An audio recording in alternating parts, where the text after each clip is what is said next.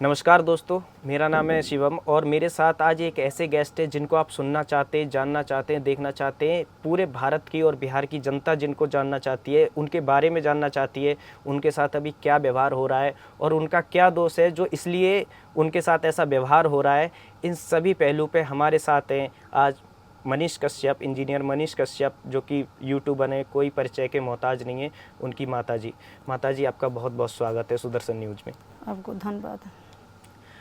माताजी, मेरा पहला सवाल आपसे यही रहेगा कि मनीष कश्यप जी जब से जेल में गए, हम सभी लोगों को इस बात का दुख है। आपका दिन रात कैसे कट रहा है उनके जाने के बाद? एक माँ का बेटा बिछड़ गया, जो कि आपका ही नहीं पूरे भारत का बेटा है।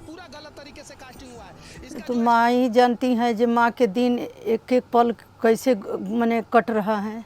24 घंटा तो दिल में रहता है। बेटा दिल से थोड़े बिछड़ेगा। वो हम भी जानते हैं जो कितना हमको दर्द है, कितना उनसे मिलने के लिए हम मने तड़प रही हूँ। माताजी, मनीष जी के बाद आप जैसे सुप्रीम कोर्ट में आपका केस रिजेक्ट हुआ, तो केस रिजेक्ट होने के बाद आप आर्थिक और कानूनी लड़ाई किस तरीके से लड़ रही हैं? सुप्रीम कोर्ट में तो बहुत पैसा लगा, लेकिन मैं अपने लड़का से पूछते हैं तो कुछ नहीं बतलाते हैं। वो भी जानते हैं कर्जा पैसा लेकर अपन उतना पैसा बहुत 50-52 लाख रुपया लग गया, तो उतना पैसा थोड़े हमारे पास था। तो वही जानते हैं छोटा वाला करण कश्यप जो कहाँ से लेकर लगा रहे हैं।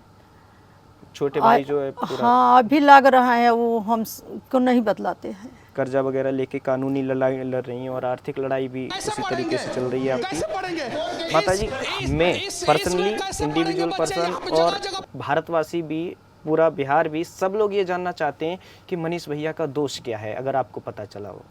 कुछ दोष नहीं है, सच्चाई दिखलाते हैं। भ्रष्टाचार होता है वो भी दिखलाते हैं, यही तो दोष है। दोष कुछ नहीं, दोष नहीं है। तो ऐसी कोई मतलब किसी ने, नेता ने या किसी ने आके आपसे बोला हो कि उनका ये दोष है इसलिए जेल में डाला है? नहीं, हमसे कोई नहीं बोला है। अच्छा, आपको क्या लगता है मनीष जी कब तक बाहर आएंगे? ऐसा तो कुछ आपकी कानूनी लड़ाई या किसी का कुछ आश्वासन? न्यायालय पर विश्वास है, भगवान पर विश्वास है। भगवान जाने, हम तो हमसे तो कह कर गया कि जी हम कोई दोषी नहीं है मम्मी, हम तो 8 दिन 10 दिन में आ जाएंगे। हमसे तो यही बोल के गए। हमको विश्वास था कि जो कोई गलती काम नहीं किए हैं। हम नहीं न जाने कि जे इतना दिन लग जाएगा। 3 महीना हो गया, 8 तारीख को 3 महीना हो गया उनको। 8 तारीख को 90 दिन, 3 महीने हो चुके 3 महीना हो चुके हैं और उसके बाद अभी तक वो अभी कोई सुनवाई नहीं है। जो कब तक ले निकलेगा। मनीष जी बाहर आएंगे वो तो सबको इंतजार है, लेकिन अभी एक वीडियो वायरल हुआ था कुछ दिन पहले, जिसमें मनीष जी ने बताया कि पुल की स्थिति ठीक नहीं है, क्वालिटी ठीक नहीं है। तो ऐसे भ्रष्टाचार के वो जो खुलासे करते थे, तो उसके बाद आपको धमकियां वगैरह मिलती हो, या जैसे ये पुल गिर गया तो ऐसी कोई इन्फॉर्मेशन उन्होंने और भी दी हो कि यहाँ भ्रष्टाचार हुआ है? एक माँ के नाते बच्चा अपना शेयर करता है, तो वो सब आपको अगर बताया हो? हाँ, बतलाए हैं। वो तो बतलाए हैं, तो वो तो पुल गिर गया। वो तो पहले बतला चुका था कि जो पुल गिरने वाला है। तो उसी से नहीं सब फंसाए गए हैं कि जो सच्चाई दिखलाते हैं। अभी बोले हैं कि ये 10 पुल का और जर्जर हो गया है, उसको गिरने के समय है संभावना है, और उसको माने जांच करे। तो अब पता नहीं जांच करेगा लोग कि नहीं करेगा, कि वैसे ही वो भी गिरेगा। मतलब बेसिकली मनीष जी तो जनता की भलाई के लिए कार्य कर रहे हैं। तो 10 पुल जो आप दे रही, उन्होंने जेल से बताया था पुल गिरने के बाद कि? हाँ, जेल से बतलाया था। जेल से बताया? हाँ, कभी कभी बात होता है उनसे। तो जेल प्रशासन उनके साथ कैसा व्यवहार कर रहा है?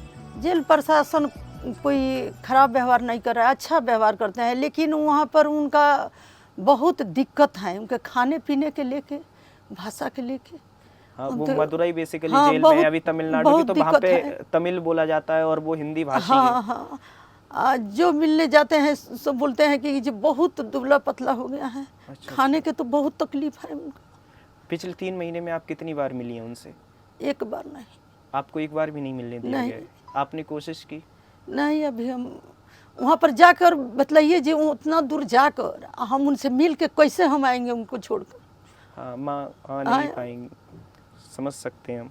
माताजी, एक सवाल और। सुदर्शन न्यूज़ तो हमेशा से मनीष जी के साथ खड़ा रहा है। जब उन पे केस हुआ था उस समय भी हम लोगों ने उनका इंटरव्यू चलाया था, टीवी पे भी चलाए थे, डिजिटल पे भी चलाए थे। लेकिन कुछ टीवी चैनल्स ने जैसे बीच में खबर लगाई थी कि राज्यपाल जी ने एनएसए के लिए अप्रूवल दे दिया है। वो खबर फेक थी, हमने लगाया भी कि ये फेक खबर है, ऐसा मनीष जी के साथ नहीं हुआ है। बाद में आपके निजी चैनल से भी ये चलाया गया कि नहीं ये खबर फेक है। तो ये जो कुछ बड़े चैनल जो टीवी पे मनीष जी की छवि खराब करने की कोशिश कर रहे हैं, उनको आप क्या कहना चाहेंगे? देखिए, हमको ये नहीं पहले से पता था कि ये राज्यपाल ने एनएस पर मुहर लगा दी है, साल भर के बाद कुछ सुनवाई होगा। हमको ये सब मालूम नहीं तो मालूम हमको पड़ता तो हमको हमारा हार्ट फेल हो जाता। लेकिन थोड़ा 2-4 दिन के बाद हम सुने कि ये गलत बात है, तो हम पूछे अपने छोटा लड़का से ये क्या होता है, इसमें क्या है। तो मम्मी इसमें बहुत बड़ा अथी है, हम रात भर नहीं सोए हैं 2 दिन 3 दिन। अब पता चल गया कि ये गलत बात है, अफवाह न्यूज़ चलाए हैं लोग। तो बहुत न्यूज़ वाला फेक वीडियो चलाते हैं, गलत चलाते हैं, लेकिन वो सबके नहीं चलाना चाहिए। उससे उनका बहुत ज़्यादा परेशानी हो रहा है, तो उनको ऐसा नहीं करना चाहिए। उन लोग के अच्छा से चलाना चाहिए कि जो जल्दी बाहर चलाए, और लेकिन गलत कर रहे हैं लोग। पता ना उन लोग के मन में क्या है कि जो मेरा बेटा को इतना मैंने टांग खींच रहा है। मतलब अपराध क्या है? आपको कुछ ऐसा आभास हुआ हो कि किस लिए उनको जेल में रखा है? कोई तो अपराध होगा। कुछ नहीं अपराध है, अपराध कुछ नहीं है। यही है कि जो सच्चाई दिखलाते हैं लोग के, जहाँ गलत देखते हैं वहाँ सच्चाई दिखलाते हैं, यही अपराध है, दूसरा कुछ नहीं अपराध है। माताजी, आपसे लास्ट सवाल और एक पूछना चाहूँगा। आप भारत की जनता या बिहार की जनता से क्या चाहती हैं अपने बेटे के लिए या भारत के बेटे के लिए? मेरा बेटा एक नहीं है, वो पूरा भारत का बेटा है। सब बहुत लोग उनके प्यार देते हैं, तो हम सब वासियों से हम यही अपील करते हैं कि जो हमारे बेटा के लिए आवाज़ उठाए, जल्दी से जल्दी मेरा बेटा के बुलाए। बस हम सब भारतवासियों से यही अपील करते हैं कि जो मेरा बेटा के लिए सब लोग आवाज़ उठाए, मेरा बेटा के बुलाए। अब सभी व्यूअर्स को मैं एक ऐसे शख्स से मिलवाना चाहता हूं जो मदुरई जेल में तमिलनाडु में मनीष कश्यप जी से मिल के आए हैं। तो मेरे साथ हैं अमन कुमार। अमन जी, मनीष कश्यप जी की इस समय क्या हालत है? उन्होंने आपको क्या मैसेज दिया भारत की जनता के लिए, और उन्होंने आपको क्या बताया बेसिकली?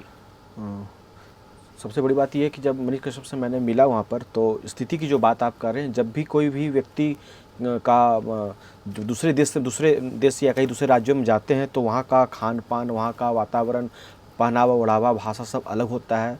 तो कोई भी ज़्यादा दिन कहीं पे एडजस्ट नहीं करता जो विपरीत हो, क्योंकि वो तो नॉर्थ इंडियन थे, अब चले गए साउथ इंडियन में। बिल्कुल। तो उनकी अगर आप पूछ रहे हैं कि क्या स्थिति है, तो स्थिति में अगर मैं ये कहना चाहूँगा, स्वास्थ्य के विषय में अगर मैं बताना चाहूँगा कि स्वास्थ्य अगर उनका देखा जाए तो वो गिरा हुआ है, बहुत कमज़ोर से दिख रहे थे शारीरिक रूप से।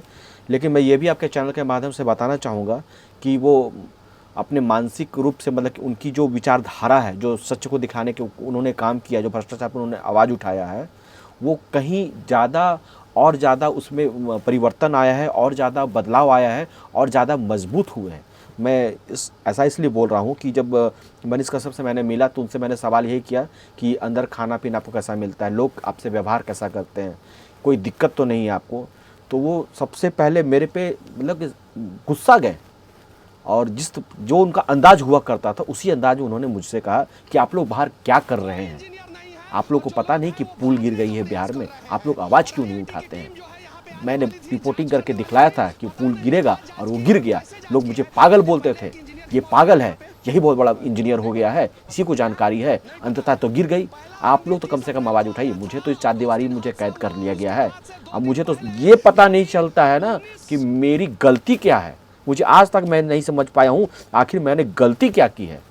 और ये कह करके वो एक लिस्ट मुझे, ये 10 ब्रिज का उन्होंने मुझे दे दिया। अच्छा, ये 10 ब्रिज का लिस्ट मुझे दे दिया, और बोला कि आप भी एक इंजीनियर हैं, कम से कम आप जाइए ग्राउंड पर, आप तो समझते हैं चीज़ों को, बातों को, ये आपका प्रोफेशन का चीज़ है, आप आवाज़ उठाइए, लोगों तक बतलाइए। एक गया है, बिहार की जनता कभी नहीं समझेगी, कभी नहीं सुधरेगी। तो ये जो 10 पुल की जो लिस्ट है, ये गिरने वाला है? हाँ, ये गिरने वाला है। मतलब कहने का मतलब ये है कि इसकी स्थिति सही नहीं है। उन्होंने अपने हिसाब से आंकी, तो स्थिति सही नहीं है। अपने हिसाब से कहा कि इस पे करप्शन हुए हैं। अच्छा, इस पे घोटाले हुए हैं। मान लीजिए जो चीज को बनाने में 10 रुपए लगना चाहिए, वो सारा कमीशन कट के उसमें 5 रुपए में लागत से बना, जबकि उसका लागत 10 रुपया होना चाहिए था। उसमें 10 रुपए इन्वेस्टमेंट होनी चाहिए थी उसकी मजबूती के लिए। वो 5 रुपए की मजबूती में कितना मजबूत होगा, कहने का मतलब। तो ये आदमी को मैंने ये देखा कि पैशनेट अभी भी है, अपने काम को लेकर के कि मुझे आवाज़ उठानी, बिहार के लिए कुछ करना है, देश के लिए कुछ करना, कुछ नया बदलाव लाना है। इससे मैं आश्चर्यचकित हो गया कि कोई जब अपना परेशान होता तो अपनी परेशानी बताता है, ये बतलाता है कि माँ से मिलिएगा, माँ को ये बोलिएगा, पिताजी को ये बोलिएगा, मेरे लिए ये लेते आइएगा, फलना केस में आपकी वकील से बात हुई कि नहीं। उसने एक बार भी ये बात नहीं कहा कि मैं जेल से कब निकलूंगा, आपने वकील से बात की कि नहीं, मेरा NSA कब हटेगा। उसने बस एक ही बात कही कि ये जो 10 बचे, एक को तो गिरा दिया, मैं चिल्लाए, कम से कम ये 10 को बचा लो, आवाज़ उठाओ। मतलब अब भी वो भ्रष्टाचार की लड़ाई जेल में बिल्कुल। रहते हुए भी लड़ रहे हैं। बिल्कुल। मीडिया सहकर्मियों से उनका कोई उम्मीद हो, या भारत की जनता से वो कुछ कहना चाहते हो, बिहार की जनता से कुछ कहना चाहते हो, तो उनके विचार? बिहार की जनता ने, पूरे देश की जनता को उन्होंने ये कहा कि आप लोग को ये समझना पड़ेगा कि इस देश की अगर सड़क हो या कोई भी सरकारी प्रॉपर्टी हो, जैसे लोग बोलते हैं ये तो सरकारी चीज़ है, वो गिर गया, ये सरकारी रोड है, वो टूट गया, ये बात को आपको समझना पड़ेगा कि आपके टैक्स के दिए हुए पैसों से वो बनती है। वो संपत्ति सरकारी संपत्ति नहीं है, वो आपकी अपनी संपत्ति है। उसको आप अपनी संपत्ति समझो और उसका सुरक्षा करना, उसका रख रखाव करना, ये आपकी भी जवाबदेही बनती है। किसी सरकार से बढ़कर आपकी जवाबदेही बनती है। तो पहले आपको अपने गिरबान में झांकना पड़ेगा कि आपने अपना कितना प्रतिशत अपने देश और अपने राष्ट्र के लिए दिया। एक मैसेज तो इन्होंने ये दिया, और ख़ास करके मीडिया भाई बंधुओं के लिए उन्होंने मैसेज ये दिया। उन्होंने कहा कि बहुत से ऐसे मीडिया भाई बंधु थे कि जो मेरे अगेंस्ट बोला करते थे, लेकिन लोगों से, जो लोग मुझसे आके मिलते हैं, बतलाते हैं कि फलना फलना भी आपके पक्ष में आजकल बोल रहा है, तो उन्होंने कहा कि उन लोग को मेरा बहुत बहुत आभार कि मेरा पक्ष नहीं, वो सत्य के पक्ष पे आ गए हैं। जो सत्य के पक्ष की मैं लड़ाई लड़ रहा हूँ, उस पक्ष में आ गए हैं। और मेरा बस यही कहना है मीडिया भाई बंधुओं को, बोलिएगा, मेरा यही मैसेज दीजिएगा कि आप सिर्फ सत्य की बात को दिखलाइए। मैं नहीं कहता हूँ कि मनीष कश्यप के साथ आप रहिए, लेकिन जो राष्ट्र हित की जो बात करता है, अपने देश के लिए जो बेटर होता है, उसके लिए आप खड़े होइए, प्रखर रूप से सवाल कीजिए। किसी से डरने की कोई बात नहीं है। आज मैं अंदर हूँ, 10 लोग अंदर होंगे। अगर आप इसी तरह से आवाज़ उठाते रहेंगे तो ये बदलाव जरूर होगा। हमारा बिहार, हमारा देश जरूर बदलेगा। देखिए, सत्य की जीत तो हमेशा होती आई है, और मुझे लगता है बहुत जल्दी मनीष भैया बाहर होंगे और सत्य की जीत होगी ही। इसी उम्मीद के साथ आप लोग आए, आपने अपना कीमती वक्त दिया, बहुत बहुत धन्यवाद। माता जी, आपका भी बहुत बहुत धन्यवाद। आपके चैनल का बहुत बहुत आभार कि सुदर्शन न्यूज़ एक ऐसी न्यूज़ है जिसको मैंने देखा था सबसे पहले। टेलीविज़न जो टीवी बोलते हैं, टीवी पे सबसे पहले सुदर्शन न्यूज़ ने मनीष कश्यप की आवाज़ को, मतलब सत्य की आवाज़ को दिखाने का कार्य किया था। और प्रयासरत लगातार रह रही है कि सही चीज़ों को दिखलाना है। और उम्मीद भी इसी टेबल से, इसी मंच से हमें है कि ये जो सत्य की लड़ाई है, हमें सुदर्शन न्यूज़ जो है हमें समर्थन दे रहा है, आगे भी समर्थन देगा, और इस आवाज़ को जन जन तक पहुंचाने का जितने भी भ्रष्टाचारियों के खिलाफ लोग हैं या राष्ट्रवादी लोग हैं, सुदर्शन उनके साथ हमेशा खड़ा रहता है। बहुत बहुत धन्यवाद आपका।